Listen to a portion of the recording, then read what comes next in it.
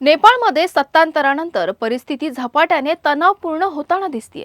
नव्या सरकारच्या काही वादग्रस्त निर्णयांविरोधात देशभरात जन आंदोलन उसळलं असून विद्यार्थी आणि नागरिक मोठ्या संख्येने रस्त्यावर उतरलेत। काठमांडूपासून सिंह दरबारापर्यंत उमटणाऱ्या या असंतोषाच्या लाटेमुळे नेपाळचे राजकीय वातावरण अधिकच तापले आहे। नमस्कार, मी प्रीती खंडागळे, आपण पाहताय आवाज इंडिया मराठी। तर बघूयात आमचा स्पेशल रिपोर्ट। नेपाळमध्ये सत्तांतरानंतर जन आक्रोशाचा उद्रेक।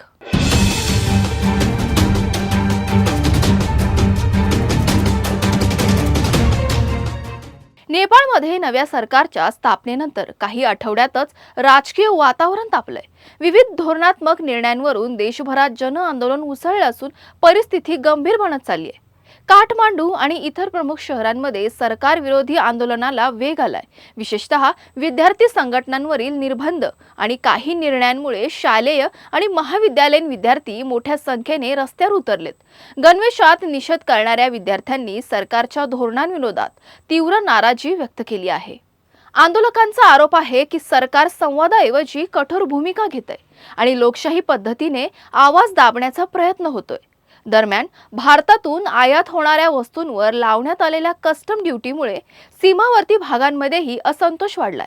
नागरिकांच्या मते या निर्णयामुळे दैनंदिन जीवनावश्यक वस्तूंच्या किमती वाढल्या असून सामान्य जनतेवर आर्थिक भार पडतोय।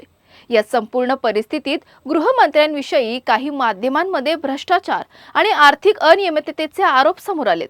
मात्र याबाबत अधिकृत तपास किंवा पुष्टी झालेली माहिती अद्याप उपलब्ध नाहीये।